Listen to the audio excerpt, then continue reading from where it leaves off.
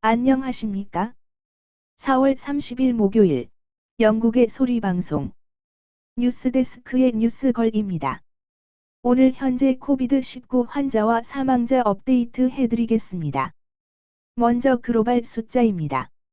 확진자 322만 970명, 사망자 22만 8251명입니다.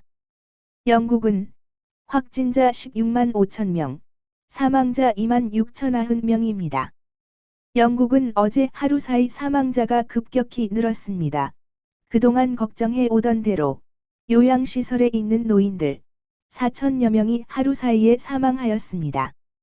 트럼프 대통령은 중국과 WHO의 법적 조치를 취하겠다며 미국 정보기관의 베이징 정부가 코로나 바이러스 관련하여 진실로 알고 있는 것이 무엇인지 파악하라고 조사 명령을 내렸다고 영국 일간지 메일신문이 보도하였습니다.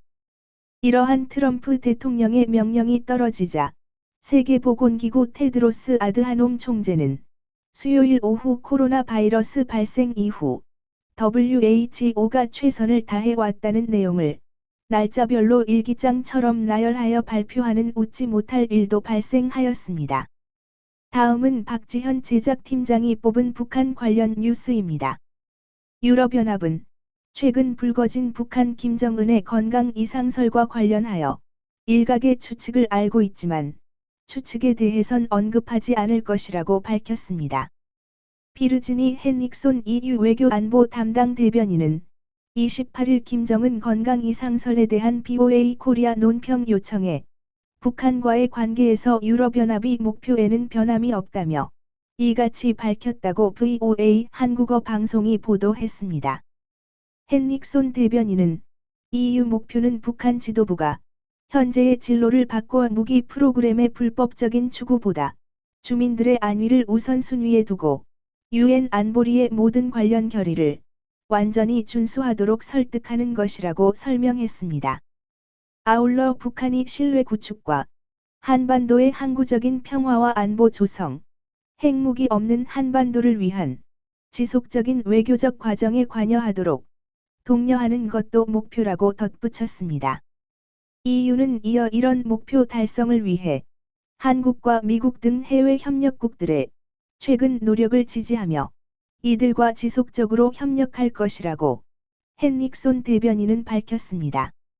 미국 정부 산하 독립기구인 국제종교자유위원회 USCIRF가 2020 연례보고서에서 14개 특별우려국 지정 대상국에 북한을 다시 포함시킬 것을 권고했습니다.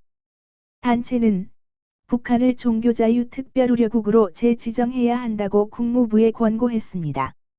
국제종교자유위가 북한을 특별우려국으로 지정하도록 권고한 것은 지난 2001년 이후 20년 연속입니다.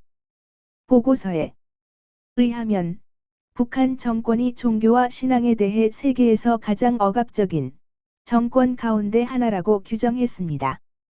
북한 헌법이 원칙적으로 종교의 자유를 보호한다고 명시하고 있지만 실질적으로는 북한 정권이 국가가 인가한 일부 종교 활동에 절대적인 영향력을 발휘하고 있다는 겁니다.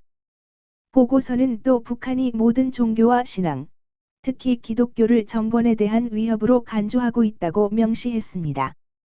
그러면서 북한 정부가 종교와 신앙의 자유에 대한 조직적이고 지속적이며 끔찍한 유린을 계속하고 있다고 지적했습니다. 북한 정권은 주민들이 사회적 또는 정치적으로 조직화하는 것을 두려워하기 때문에 탄압한다는 겁니다.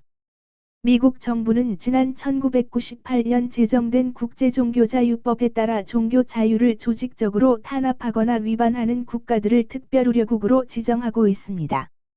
미국 의회가 설립한 미국 국제종교자유위원회는 매년 보고서를 통해 종교 탄압이 심한 나라를 특별우려국으로 지정하도록 권고하고 대통령과 국무장관, 의회의 다양한 정책을 제안하고 있습니다. 시청해 주셔서 감사합니다. 기사가 유익하셨다면 구독과 좋아요를 눌러 주십시오. 감사합니다.